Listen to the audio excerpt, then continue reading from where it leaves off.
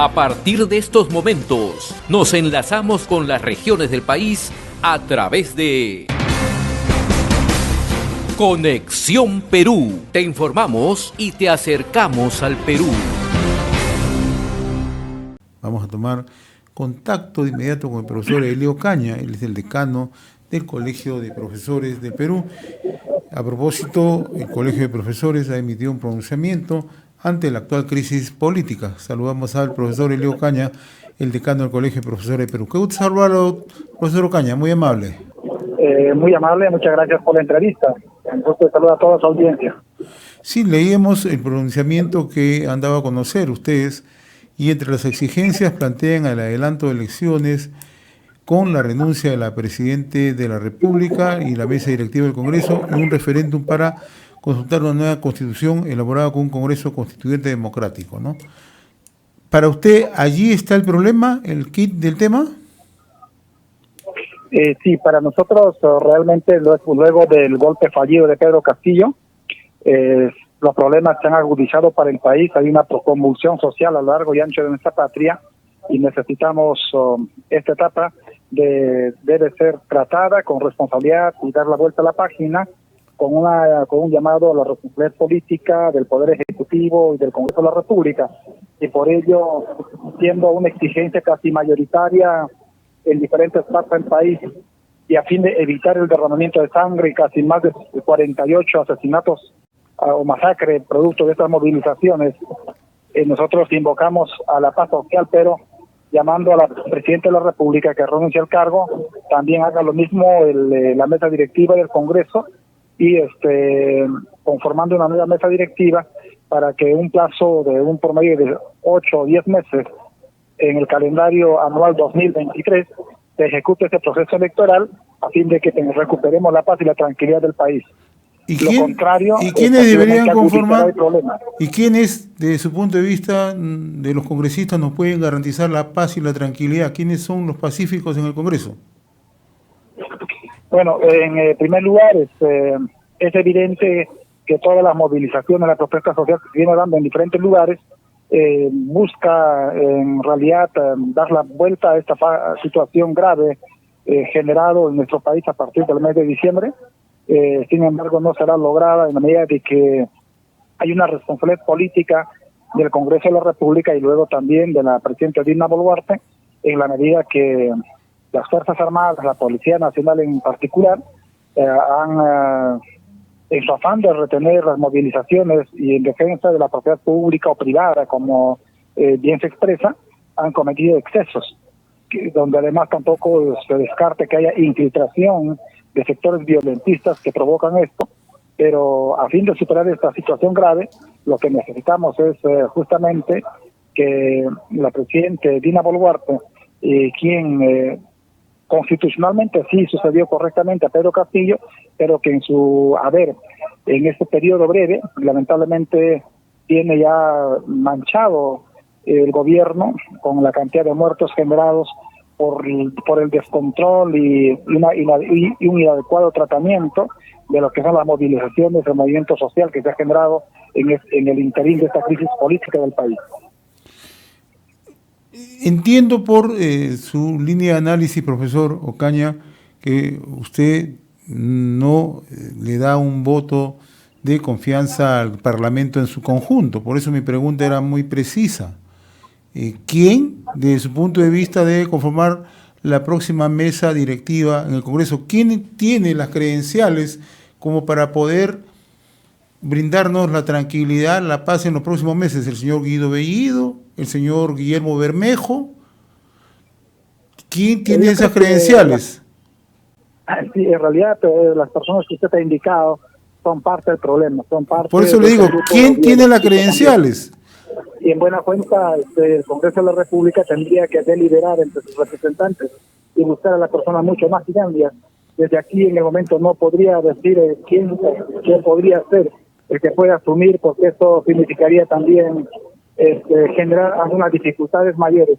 Al contrario, lo que hay que hacer es que el Congreso recomponga una mesa directiva más consensuada, mucho más abierta, más dialogante, y de cara a las necesidades y demandas del país, pueda convocar a elecciones en el tiempo mucho más breve posible. Ustedes también plantean un diálogo nacional con todos los actores.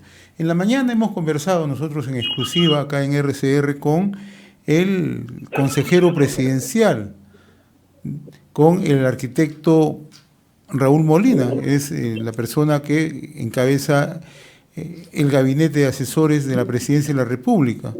Y él mostraba su preocupación, y una preocupación válida, ¿no? Por más errores que hayan cometido en los últimos días, están de una u otra manera estableciendo canales de diálogo, pero un diálogo se establece entre ambas partes, ¿no? Y hay un sector que no quiere dialogar, simple y llanamente. Entonces, ¿cómo planteamos este diálogo nacional? ¿Quién lo encabeza? ¿Quiénes son los dialogantes? Claro, justamente por eso es una crisis, ¿no? Porque en una crisis no vamos a encontrar con facilidad los actores, tampoco vamos a encontrar con facilidad la representación genuina, porque incluso en algunos sectores del sur del país denominan, nos estamos autoconvocando para la movilización sin ver las caras visibles. De tal manera que si queremos nosotros buscar a los actores dialogantes, tenemos, por ejemplo, los presidentes de los gobiernos regionales que han sido elegidos hace poco, quienes pueden ser uno de los participantes de este proceso de diálogo. Por otro lado, también deberían de participar la representación, por ejemplo, de los trabajadores, entre ellos la misma CGTP, algunas organizaciones vinculadas a los colegios profesionales. Asimismo, también sería interesantísimo que participen alcaldes de algunas provincias representativas en conflicto, como los alcaldes de las capitales regionales. Estamos hablando de Puno, Juliaca, Cusco, estamos hablando de Ayacucho, Apurímac, Cabancay. Entonces creo que tendríamos que encontrar la posibilidad de dialogar lo más ampliamente posible, porque un diálogo reducido solamente a los actores políticos del Congreso de la República y a los partidos que tienen representación en el Congreso es dialogar solamente con los mismos movimientos que han sido parte del problema. Por tanto, creo que necesitamos buscar nuevos actores y esos nuevos actores nos pueden dar mayores luces en este proceso. Nosotros entendemos en la buena fe, en la buena voluntad de las instituciones, ¿no? Y entre ellos el Colegio de Profesores del Perú. Usted ha citado que los gobernadores, los alcaldes podrían ser los interlocutores quienes inicien esta ronda de diálogo nacional. Yo le pongo un ejemplo bien práctico. El gobernador regional de Puno, él ha dicho que no se va a sentar a conversar con nadie del gobierno porque eso sería deslegitimar su actuación como gobernador regional a pocos días de instalado. El gobernador del Cusco, el señor Werner Salcedo, no quiere dialogar. El gobernador de Apurímac, el señor Godoy, no quiere dialogar. El señor Guayani de Huancavelica se muestra muy renuente al diálogo. ¿Con quién hay que dialogar? Lamentablemente los gobernadores regionales no pueden responder a sus intereses personales o individuales, tienen que responder a las necesidades del país. Por tanto, tienen que dejar de lado el preorgullo o sencillamente hinchar el pecho por haber sido gobernadores elegidos en este periodo. Por tanto, tienen que pasar de esa actitud radicaloide a una actitud responsable.